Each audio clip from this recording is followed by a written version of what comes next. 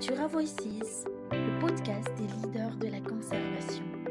Natura Voices, the podcast of conservation leaders.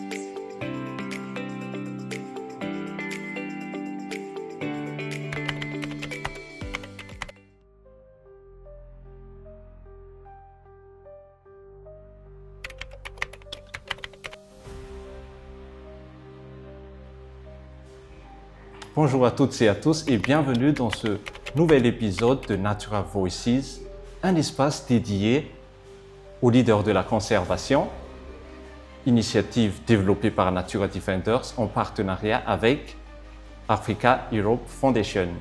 Je suis Santafanil Rabemiaran et nous allons à nouveau regarder le parcours d'un jeune porteur d'initiative environnementale pour écouter leur histoire, apprendre de leur parcours et s'inspirer de leur engagement. Vous vous demandez sûrement quel est l'objectif de ce podcast. Bien sûr, c'est mettre en lumière celles et ceux qui défendent la nature, transmettre des messages positifs et montrer qu'un avenir où la biodiversité se régénère est possible grâce aux initiatives de plusieurs jeunes. Cette initiative permet aux jeunes leaders de partager leurs idées, leurs solutions et leurs expériences. C'est aussi et avant tout un appel à l'action qui valorise le rôle moteur de la jeunesse et sa capacité à apporter les idées neuves, audacieuses, novatrices du point de vue varié dans la collaboration entre l'Afrique et l'Europe.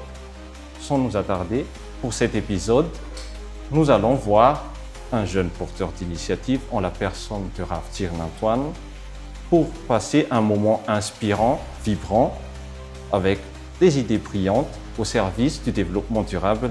Bonjour Rav, c'est un plaisir de t'accueillir ici parmi nous dans Natura Voices. Bonjour Fanny, merci beaucoup pour l'invitation et je suis ravie de partager mes idées durant cette audience. Encore merci beaucoup. Merci à toi. Tu es un activiste climatique et surtout cofondatrice et présidente artistique d'une association reconnue pour son approche innovante dans la sensibilisation environnementale à travers des jeux ludiques. Nous sommes très curieux d'entendre ton parcours. Quel a été vraiment le déclic et à quel moment tu t'es dit « moi, je vais m'engager pour l'environnement ». Merci beaucoup. D'abord, pour moi, j'étais un peu perdue quand j'ai eu mon bac de choisir mes parcours universitaires. Je ne sais pas quoi faire pour mes études.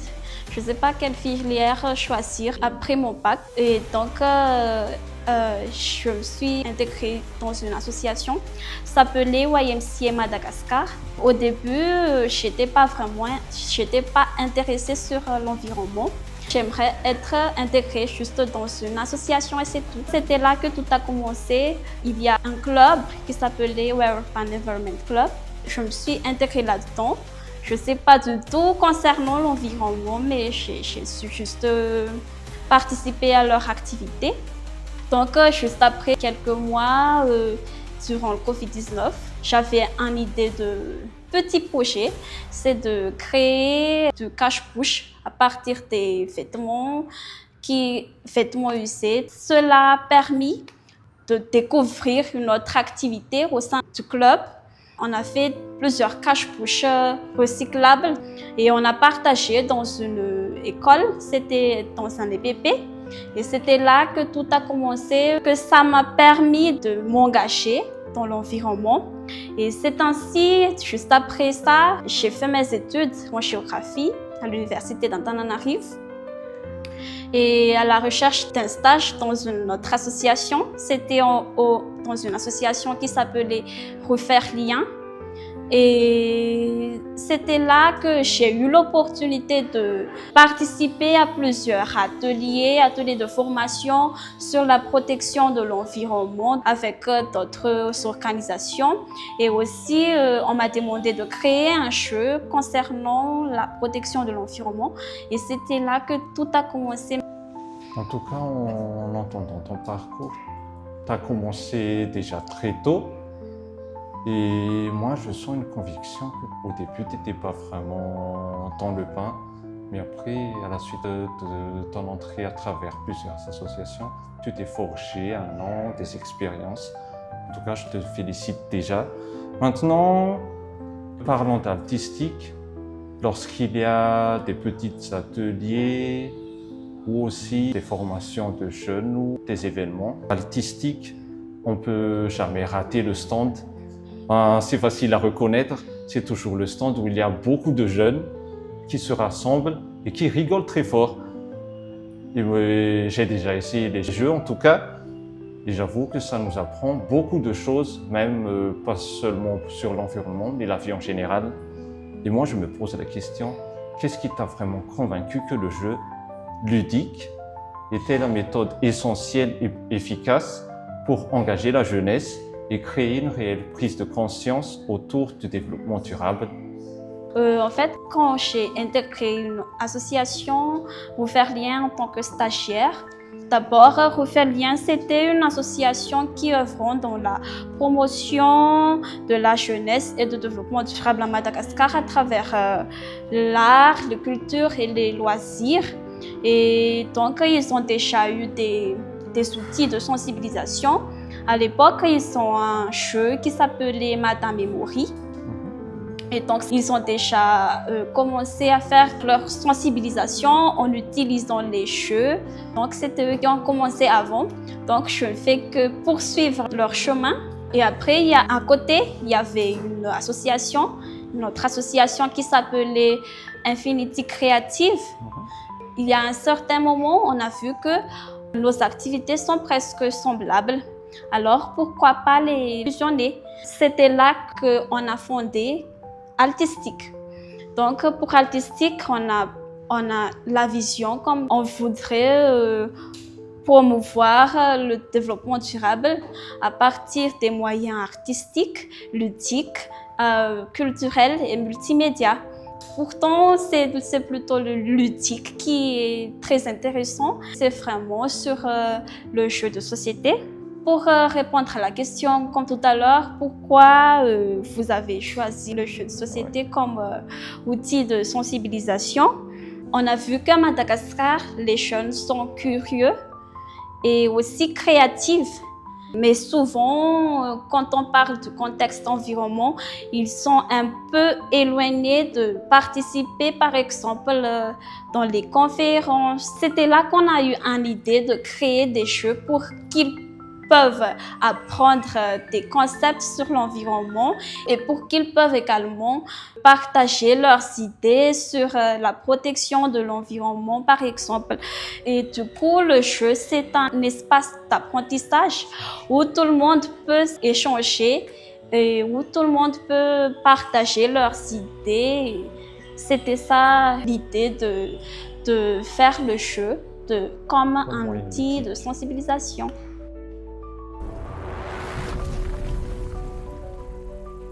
Sur notre table, moi, je vois plusieurs jeux de société. Est-ce que tu peux un peu expliquer? Peut-être que je pourrais un peu participer un petit moment.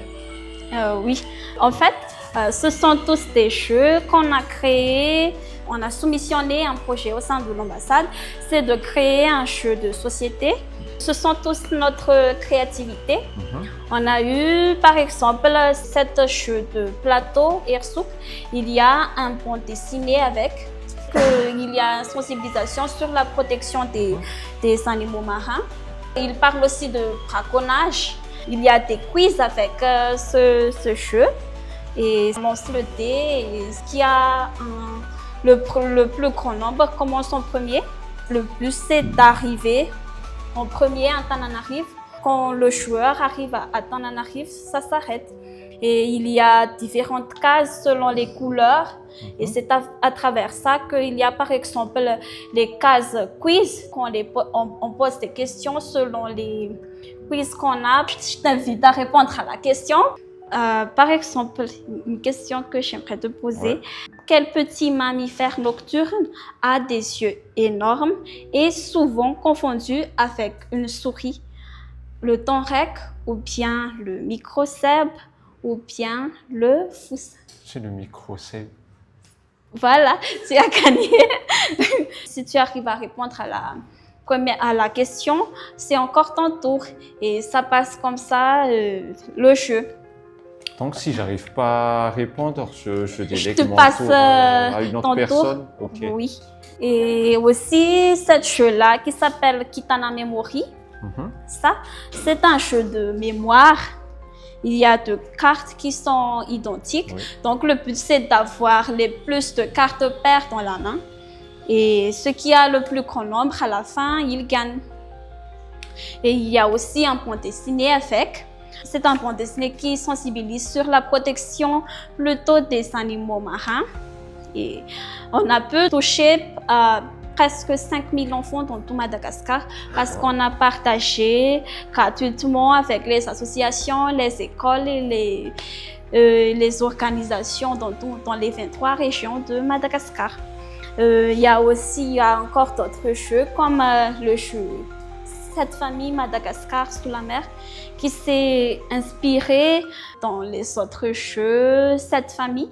C'est avoir le plus de familles possible. Ils sont gagnés à la fin. Là, il y a le mystery. C'est pour qu'on puisse apprendre quelle matière première a pu créer quel produit fini, par exemple. Et le but, c'est de ne pas tenir une carte pile à la fin. Oui. Je pense que tu as déjà Oui. joué pendant notre séance. Pendant Là, ici, à Mamas. Oui, bien sûr. Et ça, ce sont des jeux de mémoire comme Cette famille, mais ils parlent sur les ethnies de Madagascar. Tu as dit tout à l'heure qu'il y avait une fusion entre plusieurs associations. 2 associations. 2 associations, oui. Pourquoi le nom d'artistique t'est venu tout d'un coup? En fait, le nom artistique, c'est pas moi qui l'a créé, mais ce sont les cofondateurs, y compris moi donc. Et le nom artistique, ça vient du mot éducation alternative. C'est parce que à travers les jeux de société, on apprend quelque chose. Donc, il y a alternative. Donc, on a pris le mot alt et istique, ça vient du mot artistique. C'est parce que les jeux qu'on voit ici, ce sont des jeux que les membres se sont inspirés. On peut dire ils sont des artistes parce que c'est eux qui ont créé les dessins et tout ça. Donc, c'est pour ça qu'il y a le nom artistique. On a pris le istique à travers le mot artistique et le alt, c'est à travers le mot alternative.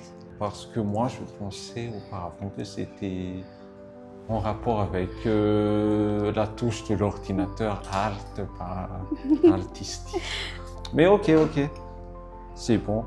Avant de créer les jeux de l'association, du coup, est-ce que tu t'es inspiré des jeux étrangers, je ne sais pas, jeux européens, africains, ou des concepts d'éducation qui existaient déjà, que ce soit à Madagascar ou en Europe?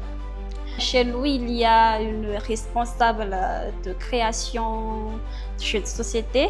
Nous sommes inspirés, donc c'est pas moi, mais c'était nous parce qu'il y a plusieurs personnes derrière moi pour créer un jeu. Donc, c'est pas un travail individuel, c'est un travail collectif. C'est à travers les autres jeux qu'on est inspiré. Par exemple, Cette famille Madagascar sous la mer. Il y a aussi, par exemple, le jeu de plateau de Hersuk. On est inspiré à travers les jeux de plateau. Vos jeux ont d'abord été créés à Madagascar, mais est-ce que Altistic a des ambitions pour promouvoir ces jeux-là à l'international afin que les jeunes d'autres pays africains et européens puissent bénéficier de vos techniques de sensibilisation? Oui, bien sûr, parce que si on parle du contexte environnemental, ça ne touche pas seulement Madagascar, mais ça touche tout le monde. Si on parle de jeu Cette famille Madagascar sous la mer, peut-être qu'on peut le contextualiser dans d'autres pays d'Europe ou bien dans les pays de l'Afrique. Ils pourraient s'inspirer de ce jeu-là pour présenter aussi leurs animaux marins et leur longueur et aussi leur profondeur. Sur le jeu Irsouk, peut-être que ça pourrait être contextualisé dans les autres pays. En tout cas, peut-être que ça fera un grand effet parce que à l'IOCCY, je pense que les jeunes de la diaspora comorienne, mauricienne ont déjà essayé vos jeux au niveau de votre stand, n'est-ce pas? Oui, oui. Et du coup, je profite un peu. Il y a déjà nos points de vente, par exemple. Il y a mes Play Store et Tia Perso. On vend nos jeux là-bas. Et il y a quelquefois des étrangers qui achètent nos jeux. C'est pour que ça pourrait être présenté Madagascar dans des autres pays. Et ils peuvent s'inspirer à travers les jeux malagasy créés par les jeunes à Malagasy. Par rapport à ça, donc, si jamais, par exemple, la communauté kenyane veut que vous produisiez un jeu de cette famille pour Kenya, donc vous êtes apte à faire cela, ou ce sont vous donnez juste des indicatifs, des instructions et c'est eux qui vont construire, ou ce sera vous qui allez construire le jeu de société pour eux. Oui. On a déjà travaillé avec quelques associations sur le jeu qui s'appelait Mipouli. C'est un jeu qui parle sur la justice climatique et aussi sur le genre. Par exemple, quand tu es un garçon, qu'est-ce que tu devrais être? C'est quoi ton métier? Il y a les différentes cartes qui parlent des métiers, mais aussi les cartes quiz. Par exemple, les femmes sont les plus impactées par le changement climatique. Vrai ou faux? Et tu réponds selon les questions. Et c'est comment on a joué avec Irsouk. Mais c'est un peu différent parce que il y a les cases de salaire, il y a sur l'intempérie, sur case quiz et tout ça. Donc c'est comme ça le concept de jeu. On a l'ambition pour que nos jeux soient, par exemple, téléchargeables sur Internet, que ce soit payant ou bien que ce soit gratuit, et ce sera accessible à tous. Nous voyons déjà que vous avez collaboré avec l'Institut français de Madagascar, l'Alliance française de Tananarive pour la promotion de ces jeux. Penses-tu que ces jeux qui sensibilisent au développement durable puissent concrètement favoriser une collaboration plus forte et plus fréquente avec d'autres partenaires, associations, institutions d'Europe ou d'Afrique? Si on parle des collaborations, on a fait jouer des jeux de société à l'IFM une fois par mois. Et à l'Alliance française, on est partenaire. Donc, on participe au Salon des jeux de société pour 2 semaines chaque année, pour que ça puisse attirer les gens de collaborer avec nous et de travailler ensemble pour atteindre l'objectif, c'est de protéger l'environnement. Est-il envisageable que ces jeux deviennent-ils un outil de dialogue privilégié pour les rencontres de jeunes ou décideurs à un niveau international? Quand je parle de décideurs, il y a une probabilité que ce soit un groupement des jeunes ou déjà des professionnels du point de vue environnemental. Oui, faire des jeux adaptés suivant le public. Par exemple, comme il existe les simulations de COP, les jeux sont un pont entre les cultures et la nation. Donc, par exemple, il y a des jeux de rôle qui peuvent se jouer durant les simulations des COP et ça pourrait attirer les décideurs d'intervenir selon les cas. En tout cas, on espère vraiment beaucoup y jouer à plusieurs jeux à un autre moment avec toi. Eh bien, tu as participé aussi notamment à l'African Women in Agricultural Research and Development sous le sigle AWORD. Et pourrais-tu nous parler de cette formation que tu as suivie? AWORD, c'était vraiment une super expérience pour moi. J'ai eu cette opportunité de formation à travers l'association artistique et surtout l'Alliance AIC. C'était une expérience très enrichissante pour moi parce que j'ai pu avoir pas seulement une formation en dehors de Madagascar, mais aussi ça m'a permis de faire des échanges avec les femmes dans les autres pays de l'Afrique. Et ça pourrait m'aider d'intégrer les formations que j'ai au sein de notre association artistique et d'appliquer les formations que j'ai eues sur le genre, sur le leadership à Madagascar et notamment à travers les projets qu'on a eus au sein de l'association artistique. Peut-être qu'à travers ces expériences, vous pourriez, à travers Artistique, créer des jeux spécialement dédiés aux femmes, aux jeunes filles. Pourquoi pas? Ce sera une super idée.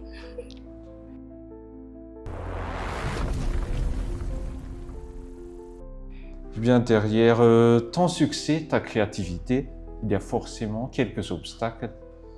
Eh bien, quel était le plus grand défi que tu as rencontré au cours de ta vie professionnelle, vie associative? Comment as-tu trouvé la motivation nécessaire pour vraiment là où elle était passée? Un des plus grands défis pour moi, c'est de convaincre la peur. Je me suis dit toujours, quand je fais quelque chose, en fait, j'ai toujours peur quand je fais quelque chose, mais j'ai dit que je peux y arriver. Et c'est une grande motivation pour moi de voir l'impact de ce que j'ai fait pour que je puisse arriver. Je me suis dit, je vais y arriver. C'est vrai ce que tu dis parce que tout le monde a cette peur de faire quelque chose. Mais avec le mental d'acier que tu as aussi dit comme solution, tout le monde devrait arriver à surpasser le mur pour faire quelque chose de grandiose. Ouais. Et par rapport à Artistique, pour les jeunes qui souhaitent lancer une initiative créative mais qui se sentent sans moyens ou perdus, et si tu te mettais à leur place, quel type de soutien ou d'appui concret aimerais-tu souhaiter avoir aujourd'hui pour propulser des projets de développement durable à une plus grande échelle? Oui, pour moi, la meilleure idée, c'est d'intégrer des organisations. Actuellement, il y a plusieurs associations qui recrutent des bénévoles. Parce que pour moi, donc, c'était dans les associations que j'ai pu commencer mes projets. Donc, je les invite d'intégrer les associations. Il y a beaucoup d'associations qui recrutent des bénévoles actuellement. En fait, les associations, ce n'est pas seulement une question d'opportunité, mais une question aussi de pouvoir apprendre quelque chose, d'apprendre à découvrir d'autres choses. Et pour moi, c'est parce que j'ai commencé dans les associations. Et donc, j'invite les jeunes d'intégrer les associations pour qu'ils puissent aussi avoir d'autres idées pour lancer leurs projets. Dans les associations aussi, on pourrait avoir des formations sur la gestion des projets, sur les mobilisations des ressources par exemple. Et ce sera des atouts pour pouvoir commencer à réaliser ce qu'ils ont déjà dans la tête. Donc, si tu pourrais résumer en 3 mots, quels sont ces 3 mots qui pourraient être un levier de développement pour les jeunes? Pour les 3 tips, on a des petites étincelles de créativité à l'intérieur de nous. Donc, le premier mot, c'est la créativité, bien sûr. Et parfois, on a peur de commencer. Et donc, c'est une motivation d'affronter cette peur-là. Il faut avoir de confiance en soi pour qu'on puisse arriver au stade. Et donc, la deuxième, c'est d'avoir confiance en soi. Et troisièmement, c'est qu'actuellement, il y a les réseaux sociaux qui est accessible à tous qui ont des accès, bien sûr, parce qu'il y a des régions qui n'ont pas d'accès. Et je dirais pour les personnes qui ont des accès, il faut explorer pour pouvoir apprendre d'autres choses, pour pouvoir aussi approfondir les connaissances. Donc, la fin, c'est de faire des explorations, explorer. Merci pour ces 3 mots. Eh bien, les jeunes, vous avez déjà ces 3 tips de mots venant de notre intervenante. Et maintenant, c'est déjà presque la fin de notre échange. Et à travers ces 3 mots, est-ce que tu as des conseils aux jeunes comme toi par rapport aux expériences que tu as déjà vécues pour peut-être atténuer un peu la peur, comme tu as déjà dit tout à l'heure, pour se lancer, les encourager à réaliser des projets concrets? Tout commence par un rêve, oui, et ne cesse pas de rêver, mais n'oublie pas de commencer aussi. C'est un message que je me suis inspirée dans les livres que j'ai lus à travers les grands leaders. Quand j'étais encore fellows au sein de YouFirst, il y a le mot qui m'a inspiré beaucoup et que je tiens jusqu'à maintenant, c'est que commencer petit et voyez grand. Voilà. Eh bien, c'est vrai qu'on aimerait toujours apprendre de plus en plus, Rav. Et t'es jeune, et les échelons que tu as gravis sont déjà high level. Et grâce à cette conviction profonde et beaucoup de courage, comme tu as dit, et d'organisation, on peut accomplir de nouvelles choses, de grandes choses pour notre planète aujourd'hui et demain. Et en tout cas, merci pour les différents messages que tu as émis tout à l'heure, que tu as partagés. Ce sont de véritables bagages pour nos jeunes d'aujourd'hui. Peut-être nous pourrons espérer raviver la passion de ces jeunes, les encourager à suivre leur propre chemin et à s'investir un peu dans le développement durable. Et je te dis à très bientôt, peut-être dans un nouvel épisode, pourquoi pas. Nous nous rencontrerons peut-être dans un futur proche pour d'autres initiatives. Et je te souhaite déjà plein de succès pour tes projets futurs, professionnels et personnels. Merci beaucoup. Merci beaucoup encore pour l'invitation. Je pense que cet échange pourra inspirer les jeunes d'aller un peu plus loin dans ce qu'ils ont pensé, aussi d'avancer à commencer à réaliser leurs rêves. Et à très bientôt. Merci à toi. Eh bien, chers auditeurs, merci d'avoir suivi cet épisode de Natura Voices. Merci également à nos partenaires et collaborateurs, l'Africa Europe Foundation, qui nous a permis de réaliser ce podcast. Et merci également à l'Institut ISS et à la plateforme PLAMP. Eh bien, nous avons hâte de vous retrouver dans un prochain épisode et la suite au prochain numéro.